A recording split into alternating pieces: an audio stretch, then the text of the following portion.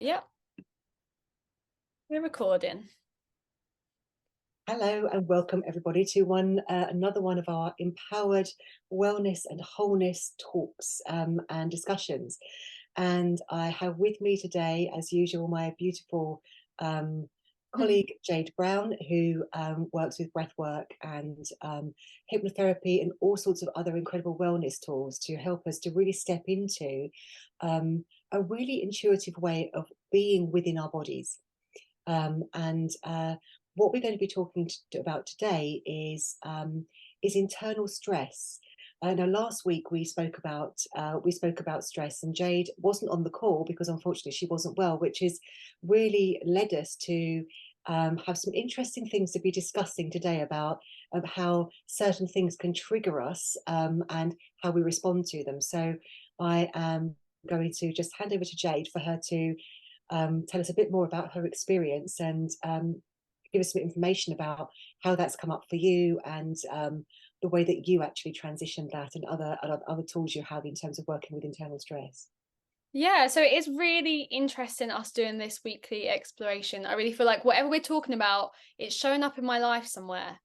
It's just so interesting. I know it's to really deepen another layer of understanding and actually experience what we're going to be teaching, because each subject that we're going through now is going to be part of the program that we're building. But yeah, which is funny because I was always like, I don't really get ill. I hardly ever get ill, and I haven't for a long time, but I actually did. I actually picked something up from my partner, and I thought I'd got away with it, but it was a few things that led to, I think, my immune system crashing. And I was in the middle of a cleanse, a really extreme liver and gallbladder cleanse, which I was doing, which I don't always recommend that we have to do these extreme ones, but it's again being in tune with your body. And I know that I had a lot of problems with my gallbladder and liver. So when I started doing this a couple of years ago, it was proof to the amount of stones that came out. So I've been doing this once a year to try and clear all of those stones, which this time I actually have. So I was really pleased with that. But in that place, I was also had a friend staying around with me at the time doing the cleanse with me, and she was going through quite a lot of anxiety with it, especially at night time when it's quite extreme, when there's a lot going on with your body and you're pumping the stones out. And I was tuning into her anxiety, and I felt all this cortisol and adrenaline running from my body, which was so interesting. As soon as she um don't want to put anyone off, but she was sick from it because you have to drink olive oil and grapefruit juice. She calmed down, and I was upstairs, and then as soon as that happened, my whole body calmed down. So I know I was really tuning into that, which is also showing me a lot to do with energetic hygiene, which Sandra has been helping me with.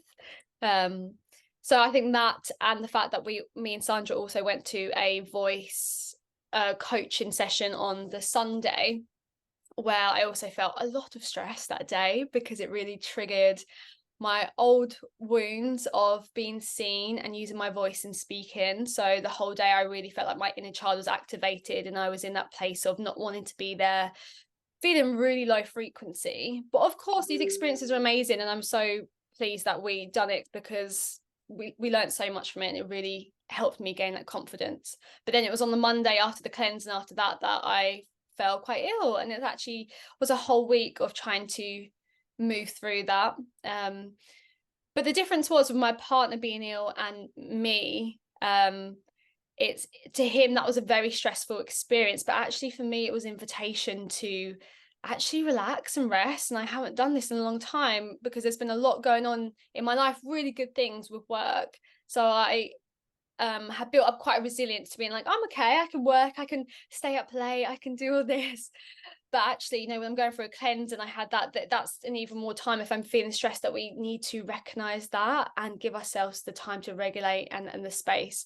So obviously the universe showed me through being ill, which I'm super grateful for. And it was actually a great week. I actually really enjoyed it, which sounds really strange, but I was able to drop into this feeling of nothing else kind of matters other than my health, and de-stressing and looking after myself, and that self-care. And I reminded myself of all the wonderful things when I was learning to regulate and learning to heal and tune in with my body that I started to do this week. So even visualizations of when you're ill, visualize where that is in your body, visualize those cells becoming healthier, bringing in that light, healing your body. And I've had some amazing experiences in the past where I've instantly felt better from being really ill. So that was really fun to do that.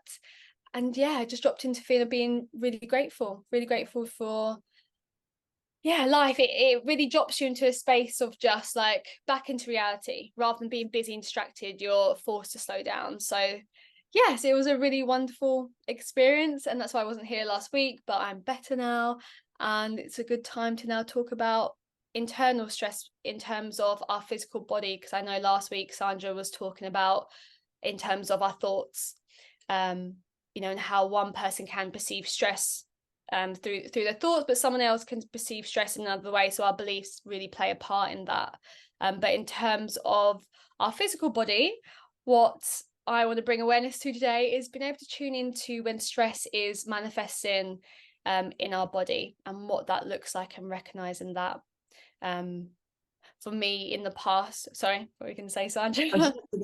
Everything that you were just talking about there, and what really strikes me is that the biggest thing that helped you navigate through that was to not be into resistance to it, Mm, because so often when we become ill, it's such an inconvenience, and so we're trying to force through it, and that's where the stress comes up.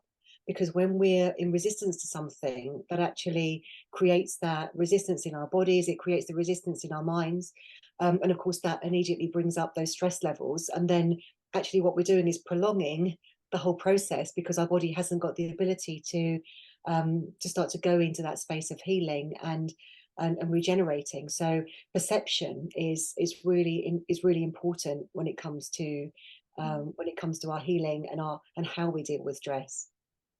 yeah, definitely. And it's so interesting, isn't it, how we can both have the same illness, but someone's perception. I think my partner, he was hating life. He was not happy.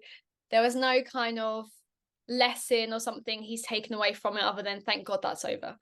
Um, but yeah, so in terms of how even stress manifests in our physical body, in the past, before I learned how to actually regulate and recognize stress, it was really extreme how stress used to show up for me, to the point where it's so we get so climatized to stress, we get so used to it. And I think for me, maybe for a lot of people resonate with this, we kind of get addicted to it, that feeling of just being busy, feeling stressed, like, oh goodness, this has happened today. And it becomes kind of our norm, and we don't know a different way of being in that peace and that presence and that calm. So for me, I'd get to a point at the end of the day, and I remember a few times I'd be nearly passing out and my whole body would feel so ill, and I would just have to lay in bed. And even at that point, I didn't recognize, oh, I have had a lot of stress today. I've really pushed this. This is why I feel like this. Again, my brain I didn't even allow myself to think like that. I'd just be like, oh no, what's wrong with me now? I used to get a lot of colds, like maybe 5 times a year. I'd be ill, hormonal problems, um, which manifested a lot in terms of my body. Lots of things. And anxiety obviously was the big the big one for me, that stress used to manifest into. But that can look like different things for different people. Sometimes it can be how our eating habits, um if insomnia, how we're sleeping, what our energy is like, how we're feeling, if we're feeling fatigued. It can then manifest into cope mechanisms that we have to try and deal with that stress, to try and cope with that. And for me, that's why again, if you're quite numbed out and you're suppressing it, you're not recognizing when that stress is showing up. So for me, I used to smoke weed a lot. I used to drink. I used to be really busy. I didn't have any kind of downtime. So that's why I was not in a place of awareness to what stress was. So for now, when stress comes up, because I have gone through this whole journey, it is more subtle things. Like I'd feel slightly dizzy, or I would feel, my heart beating a bit faster. I'd feel my breath being a little bit more shallow. It's so subtle that I can recognize it a lot sooner now. And I think what I've been doing, I've been recognizing it, but not taking enough time to regulate to what I used to do on my journey of healing. The more we put time into that regulation and looking after ourselves, obviously you're going far more into that parasympathetic nervous system. I suppose I could touch a little bit on the polyvagal theory if no one's ever heard of it, because it helps us give a real understanding of what our nervous system is. Because before they used to, when there was research done about our nervous system, they only knew of the parasympathetic and the sympathetic, the fight or flight. So I call the sympathetic the yellow zone, the parasympathetic the green zone, which is that rest and digest state. That's when we actually heal. That's when we're actually feeling really calm and present. We're able to socially engage. But when we're in that yellow zone, that's when we're feeling a lot. We're feeling activation. It's like that go, go, go energy. It's that fight or flight. But actually, with the polyvagal theory, they recognize that there's actually another point of our nervous system, which is what I call the red zone, and that's the dorsal vagal, which is also a stem from the parasympathetic nervous system, but it puts us into that complete shutdown. So when things get overwhelming, we actually then have this point of freeze or form, and we shut down, and then we don't actually feel anything, and we disconnect, which is actually a worse place to be than in that yellow zone when we're feeling the activation, because at least that point of feeling, we're able to move into that green zone. It literally is like a ladder. If you ever look up the polyvagal, you'll see how that works.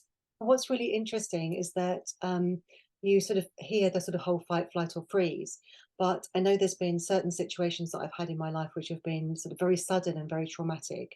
And in that moment, there's just total freeze. And it's not, but it's not, it's like a not freeze in terms of your ability to do things, but freeze in terms of your ability to emotionally connect with it.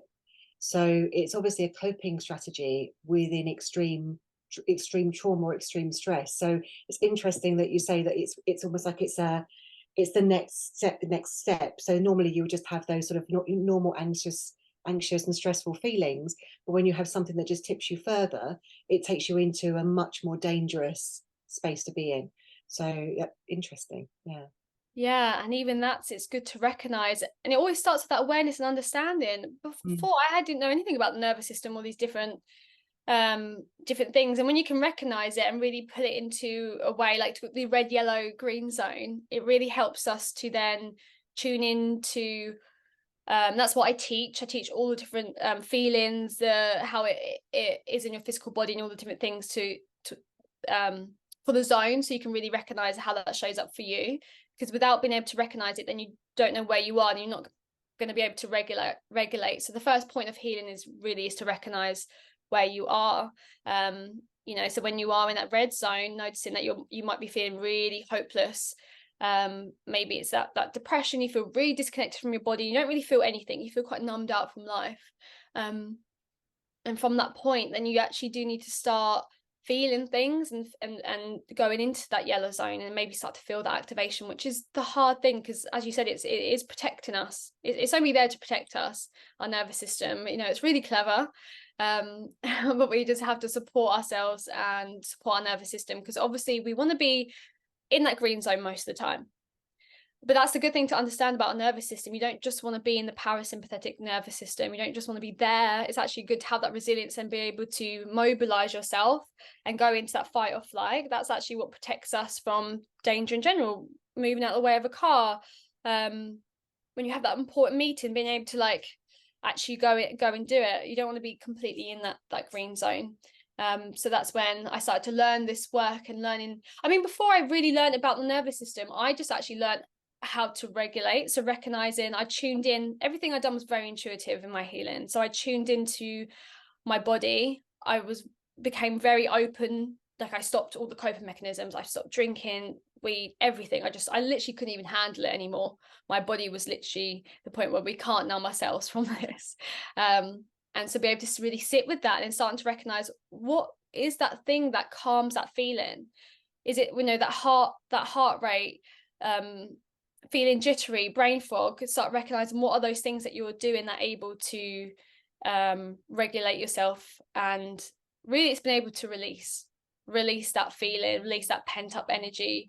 And that's why the whole process really is being able to feel your emotions and being okay with your emotions. And even if that is anxiety, if that is sadness, if that is anger, starting to be okay with that, recognizing that in your body, and then how we actually releasing this. So once we have this stress in our body, and we're recognizing how this is showing up for us, because it's different for everyone. Some people might just be biting their nails. That's a real sign that they're in that stress response. And when we can recognize it, what are those things that we can use to actually regulate and release? And again, before I learned things about havening and self-soothing and somatic work, I was naturally doing that beforehand in my own way. So for me, a big one was breathing. And then Mm. obviously I went on to train about breath work, but learning that a breath is such a tool to put on those breaks. Can I just ask, Yeah. so for the benefit of anybody who doesn't know what somatic work is, could you Mm. just describe somatic work, please? Yeah, so somatic work is basically going into the body, going into the felt sense of the body, being able to recognize your emotions, so what you're sensing on this physical level. So there is loads of things that's somatic. So that is that breath work. It is havening. It is even Even if it's just dancing, the soothing, isn't it? Where you're basically self-soothing, hugging and stroking EFT yourself. tapping, you've got the tapping. They're Yeah. all forms of somatic therapy that we Mm. can use, moving our body. Um, and yes, I really explored those. I really had a lot of fun with exploring what that is for me. Dancing was a big one that Mm. I learned because I would have all this activation. I'd feel so much stress within my body. And I learned just actually through dancing, putting some music and being really present with those feelings. The more Mm. we resist it and the Mm. more we get really kind of even fearful, I don't want to feel this activation, the more we can go even into that red zone and suppress that and find those ways. Or we'll turn to coping mechanisms to numb ourselves out, but actually being really present with it. And dancing was a big way that you can actually feel that in your body, and you can actually start to feel that shift and start to move on an energetic level. I think even in your mind, you're signaling to your mind, because when you're dancing and moving, it is a form of safety. Your body is feeling safer because you're not like this, you're moving, you're allowing things to flow Puts you through back your into more of body. a flow state. Yeah. So your body being able to move in that way, it starts to naturally think, I wouldn't be dancing if I was being chased by a saber-toothed tiger. So it starts to automatically give your body the permission to start to relax. And I know I really connect with dance as well. So I know that it has a massive impact. And as you're dancing, you're working with the breath as well. So you're combining a number of different things that really enable you to release, and you're releasing endorphins, you're doing all of those wonderful things that soothe you so that it lifts you. And because you're in your body, if you've had lots of repetitive and intrusive thoughts, or you just got stuff just too much going on in your head, it takes you out of your head. So it just naturally puts you into a takes you more into that sort of heart space. It takes you into more of your joy. So it shifts you on all sorts of different levels. So it's a really beautiful way to connect. But it may well be that you're somebody who likes to go to the gym, or it's however it works for you, whatever it is that you feel is the way that you want to be able to release that and come into your body more. And there are so many ways, and this is why what we're talking about doing is there's not it's we'll talk generally about the science behind it and why you should do certain things, but actually the way that you do it is going to be very individual to you, because it's really about what resonates with you and how you like to express it. So it's not that you have, if you don't like dancing, that's probably going to make you feel stressed. So whereas if you're somebody who connects with that, that's great. But if you're somebody that connects more with exercise or running or walking in nature or whatever those things are, that'll be the thing for you that you know is going to take you into that space. So it's a Mm. very individual process, a very individual thing. And I think that really is about stepping into that space of being able to explore. So if you've never explored your breath, then that is a big way that you can notice your body loves to breathe, and that's such a key way to regulate. And if it's havening, if it's consciously, like when we consciously touch our body and self-soothe. And so before I learned this, mine was placing my hand on my heart, my belly. I just automatically, some reason, done that. And all my old practices I send even to clients now, this was the form of regulation. It was the breath, it was connecting these parts. Like there's just something that's so soothing about this feeling for me. Mm. um and that's the thing, that you talk about gyms or workout. I was recognizing at the time that that was putting my body in more a state of stress at the time. Probably I didn't have a good mindset around working out. I used to do like, I need to lose weight, I need to do this. Now working out for me, like even this morning I worked out because I actually felt quite stressed last night. Like me and my partner had a little we were both tired from a long day, And so I woke up and I was feeling that stress, and I was like, what does my body need? And I was like, actually, I want to move my body in a way, and I want to sweat. I really feel like I wanted to sweat. And the whole time I was talking to myself saying, oh, my body's amazing. I love this. This feels so good. And that's how I'm perceiving the exercise. So it is a form of de-stressing. But before then, Yeah. yeah. So I think that's the really important thing, is that if you're using going to the gym as a way, as a coping mechanism, like drinking or whatever that is, and you're going there and it's almost a way of keeping you in that space because it gets the adrenaline going, you're doing the very opposite of what actually you're looking that your body needs. So it's making sure that you're understanding the mindset behind it. So doing it because you feel your body needs it, and it's going to help your body to feel more supple and to move and to feel more embodied is one thing. But if you're going there because it takes your mind off everything else and it's a coping mechanism, then you're doing it for a different reason. And so it's all about really questioning why you're drawn to do certain things. It's like we talk about drinking. Having a glass of wine because you're out with friends and you're having a meal is one thing, but having it because you've got to the end of a stressful day and you're just reaching for a bottle is a different thing. It's all about the intention behind the way why you do things rather than the actual thing itself. So because there are so many things, the thing itself is innate. It's neither good nor bad. Mm, It's about how we perceive it and how we use it. You know, whether it's, for example, it's like if you've got, I don't know, let's say you've just got a step that you've tripped over. That step from then onwards is going to be something that causes you to see it from a traumatic perspective because you cut your toe on it, whereas actually it's a completely innate object. So things can become stressful, which are completely, you know, it's a step. There's nothing wrong with that step, but we have a perception on it. So it depends on our perception as to how that particular thing is going to be utilized in our lives. So we have to be really conscious of the choices we're making around why we're doing or why we're choosing to do certain things. yeah. And that's why being able to do this kind of work, which we're going to take people in the program of recognizing all those things in your body, because then you'll be able to know, like if you go and do a workout and you notice I feel more of those things in the yellow zone, more of that activation, and I don't feel that good, then that's your clue. Mm. There's just many things that you just tune into what you need, and that's why it's never should be structured your life and should be a day-to-day thing, because it depends what you need that day. And that's what I really try and encourage people, is tuning into what does your body actually want, not what your mind is thinking you should do that day.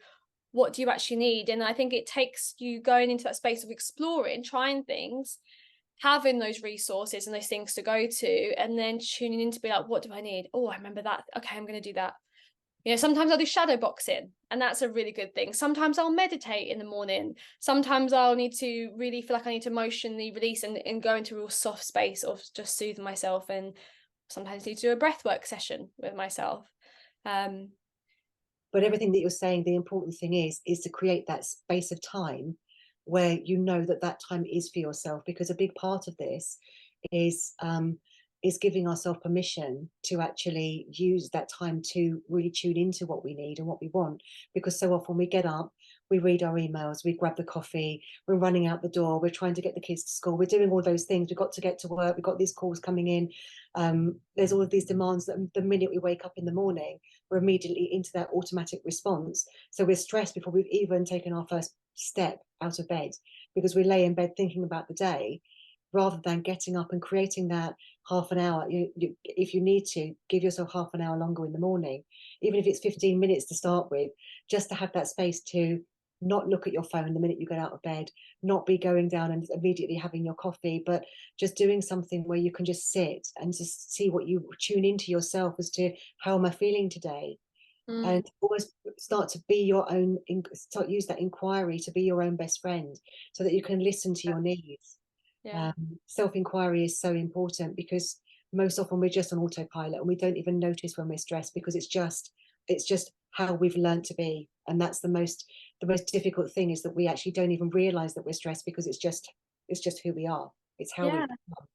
And then we are having all those things like gut issues, different health problems, chronic pain, and we're still not putting two and two together and be like, could this be stress. Okay, what is going on with my body? Am I living in a state of stress? Mm. What can I explore here? So that's why we're just here bringing that awareness as well, to really come back into yourself, and again, not just going on autopilot and seeing that thing, I'll do that and do that, but like, it really starts with you and recognizing, yeah, what it is that you need. And that's just such a beautiful, long lasting relationship to have, that you know you can, yeah, get through everything and trust yourself to, yeah, be that person to look after yourself. Yeah, that's all beautiful. So is there one particular tool that you would say, if you want to start somewhere, what's the one thing that you would say it's a really easy and something that would really help somebody who might be thinking, I just want to try one thing? What would you suggest is a really simple way to be able to start? See, I of course I always say breath work, because once you start doing breath work, it's like that real, it's not even that subtle. When you do breath work and your breath starts to deepen, because of the vagus nerve, it's such a way to activate that and all the nerves in your body. And then your body starts to remember how to breathe. It is just there with you always. And it's such a good regulation tool, because in the moment, you don't need to think about putting on that music and dancing. It's like, oh, my breath. Okay, my breath is going to anchor me in. And like, when you focus in on your breath, that's when it's inviting you in moods, and you go, oh, good, I recognize butterflies in my stomach right now, or I am feeling a little bit anxious, I'm feeling a bit stressed. Okay, let's use the breath to bring myself back to that green zone, and to regulate. But obviously, I know that it takes you to decide to practice the breath. So I suppose for me, before I even done breath work, I mean, it's true. The thing that I said for me is moving your body in a way that you're being guided to move your body in. I think just moving your body, like, stress really contracts us and puts us in this place of, we distract ourselves. But when we can do anything that's moving our body in a different way than our day to day, it can really help regulate and move that stress through you. So, so I would say, just put some music on and move your body, or, whether that's putting some music on and laying on the ground and moving and punching a pillow. Just, what does your body need to just move some of this stress through you and regulate? Yeah, yeah, yeah. Yeah. It's also interesting because we all experience stress in different ways, and there are so many very, very simple ways that we can regulate it, but so often we don't even notice, and we don't take the time, and we disconnect from our bodies completely just to get through life. And I know I've always been very guilty of that. It's been something that I've struggled with for a long time, is connecting with my body. And I think many of us do. So learning these these techniques, which were actually very, very simple, really help us to be much more fully connected and present, and more aware of our needs. And it helps us to then so much shifts when we start to come into that space of being aware of our own needs, because I think so many of us can identify with the fact that there are so many demands on our time, so many demands on our resources, that we put ourselves at the bottom of the list. And so just starting to really listen to your body and just starting to notice is the first step in realizing that the answer to everything is you. It's within you. And it's all very simple. It's just listening to your body. And what we're aiming to do is to help you have those few insights and techniques to start you to just sort of notice things in a slightly different way. So That thank you, Katie. resilience. That's Yeah. incredible. It's just been really interesting to look at all of those different ways. And um, so next week we are going to be talking about transition and change. And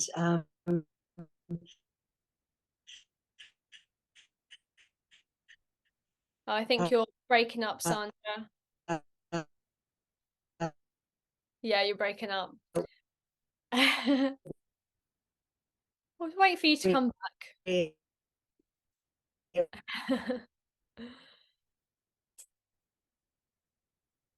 Oh yeah, you have broken up.